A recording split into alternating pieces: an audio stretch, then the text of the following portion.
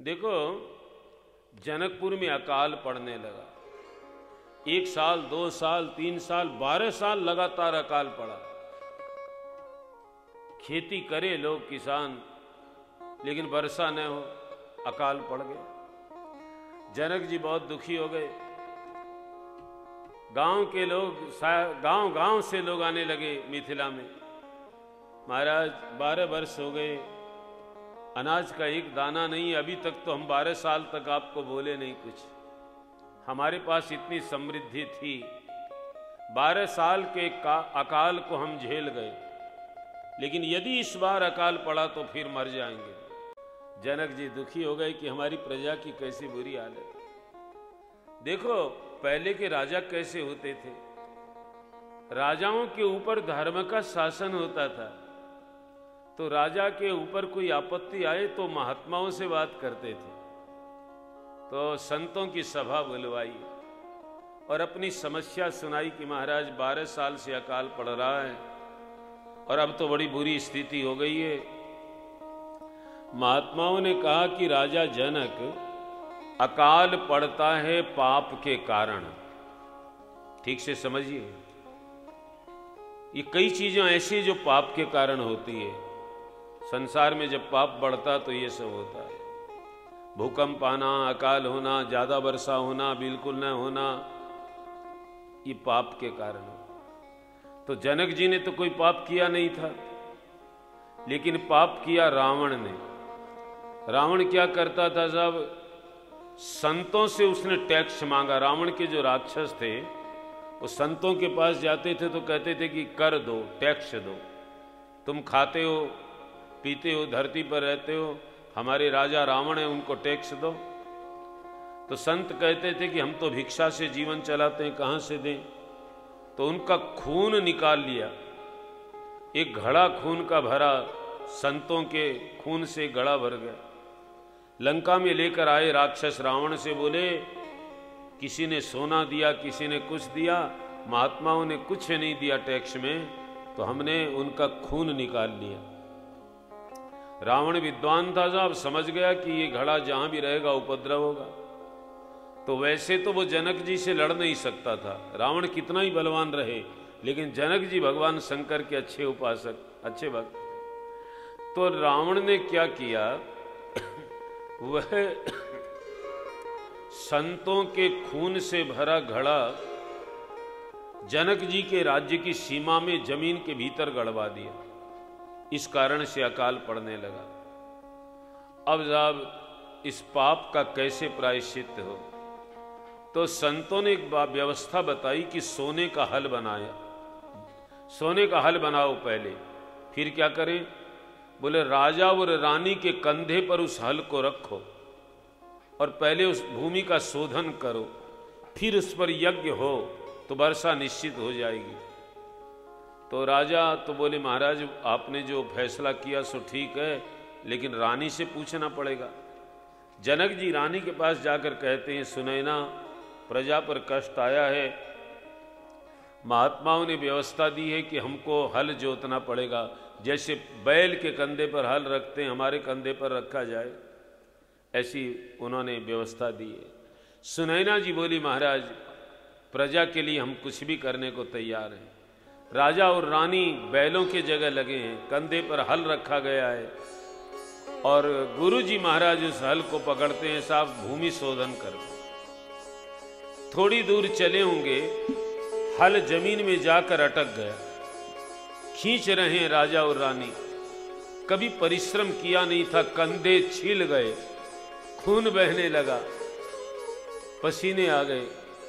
रानी तो एकदम घायल की अवस्था में। गुरुजी ने कहा, रुको राजा, रुको रुको, लगता है जमीन में कुछ अटक रहा है। तो जमीन की खुदाई की गई, तो उस जमीन में से सीता जी का प्राकट्य होता है। सुनिए और गाइए इस प्रसंग को। राम राम रघुवर की प्राण प्रिया, भजोर मन सिया सिया। राम रघुवर की प्राण प्रिया, भजोर मन सिया सिया। हे राम हे राम हे राम रघुवर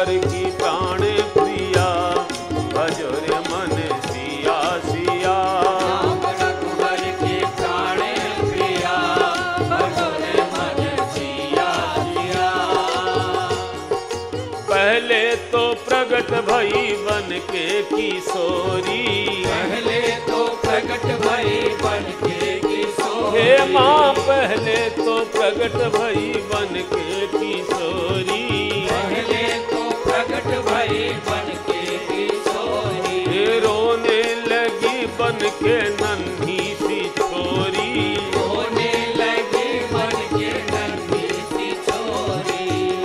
मिथिलेश्वर ने गोद में लिया, भजो रे मन सिया सिया।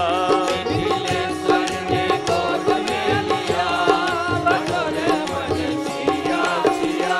राम रघुवर की प्राण प्रिया, भजो रे मन सिया सिया। राम रघुवर की प्राण प्रिया, भजो रे मन सिया सिया। जब धरती को खोदी गई तो पहले तो किशोर अवस्था में किशोरी जी प्रकट हुई। सब देखने लगे अति सुंदर ये कौन है, यह लक्ष्मी है कि धरती देवी है कि आखिर कौन है। इतने में वो किशोरी छोटी सी बच्ची बन गई, रोने लगी। जनक जी ने गोद में उठा लिया है। ये देख करके माता सुनैना के हृदय में आनंद हो गया। माता जी के उर में आनंद उमड़ आयो, माता जी के उर में आनंद उमड़ आयो। माता जी के उर में आनंद उमड़ आयो।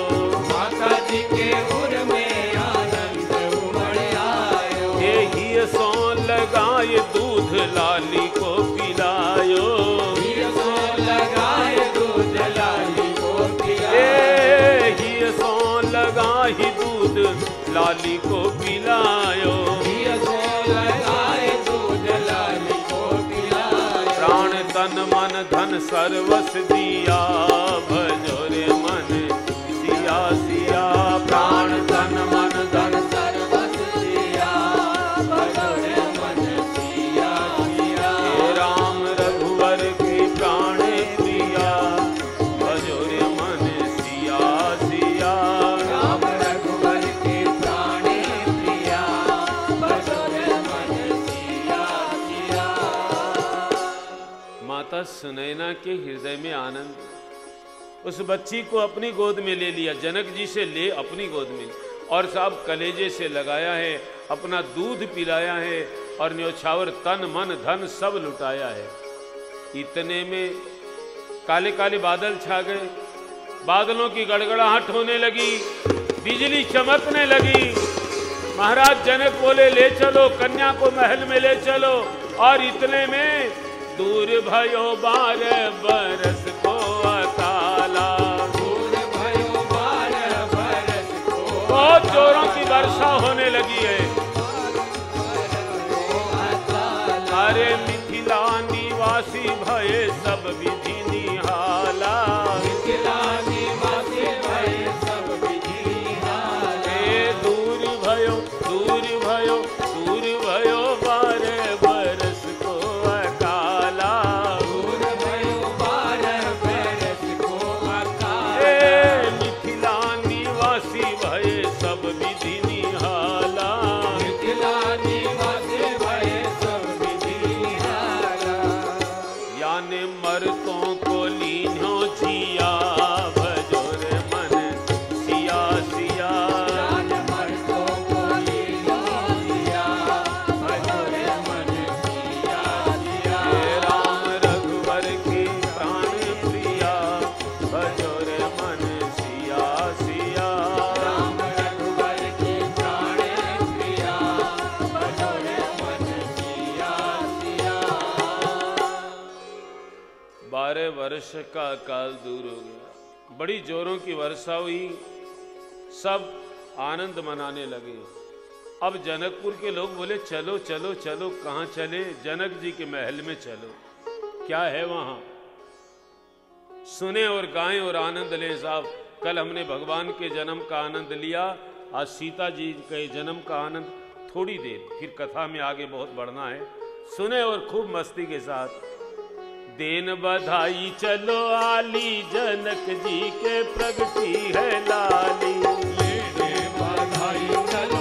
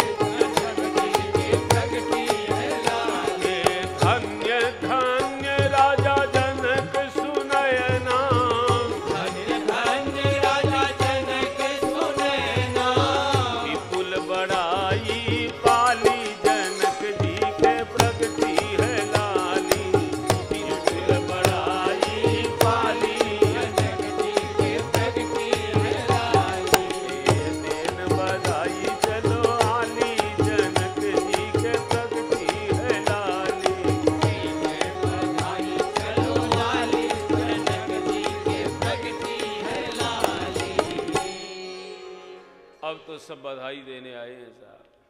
सीता जी का सीता नाम रखा गया। हल की नोक को सीत कहते हैं, उससे जन्म हुआ सीता।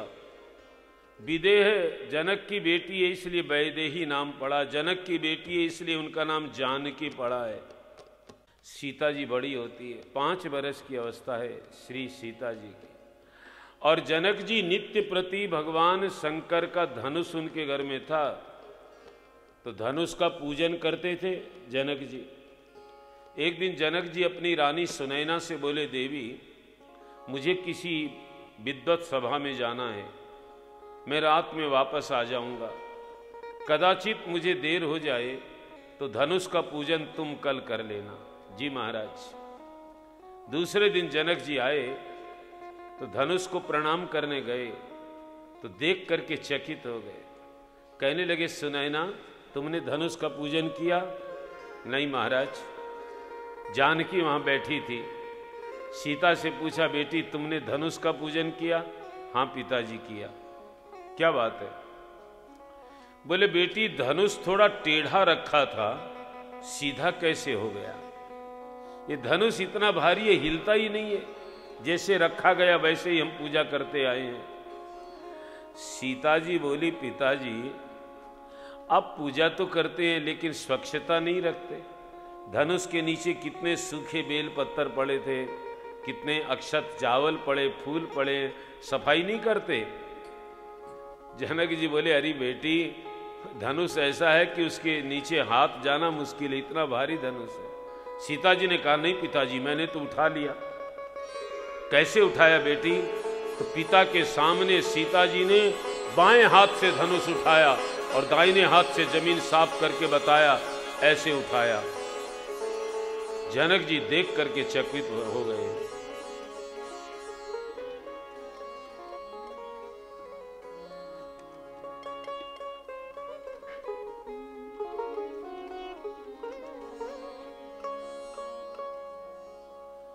अब तो जनक जी प्रतिज्ञा करते हैं कि 5 वर्ष की बेटी धनुष उठा ले, ये कैसे हो सकता है? तो साहब शिव जी का ध्यान किया।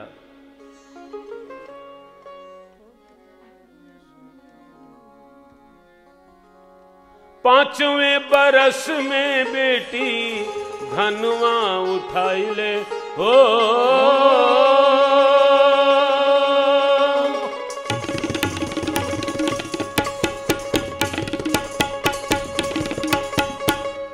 पांचवें बरस में बेटी धनुआ उठावले, भोला बाबा वो लागे लगली सिया मोर सयाम, भोला बाबा हो लागे लगली सिया मोर सयाम, ये भोला बाबा हो लागे लगली सिया मोर सयाम, भोला बाबा हो।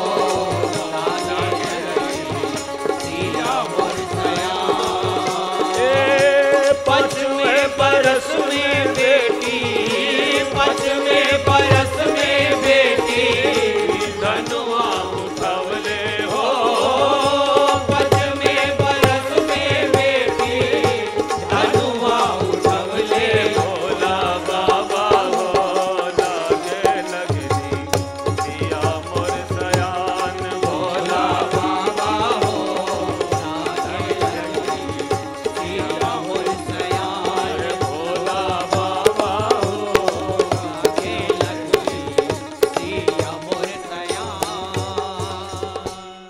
बाबा। 5 बरस की उम्र में बेटी ने धनुष उठा लिया। सीता सयानी हो गई है। अब तो प्रतिज्ञा कर ली कि जो इस धनुष को तोड़ेगा मैं सीता का विवाह उसी के साथ करूंगा। साहब इधर जनकपुर की तो ये बात है, और इधर अयोध्या में दशरथ जी सोचते हैं कि मेरे चारों बेटे 15-15 बरस के हो गए। 15 बरस के भइले हो,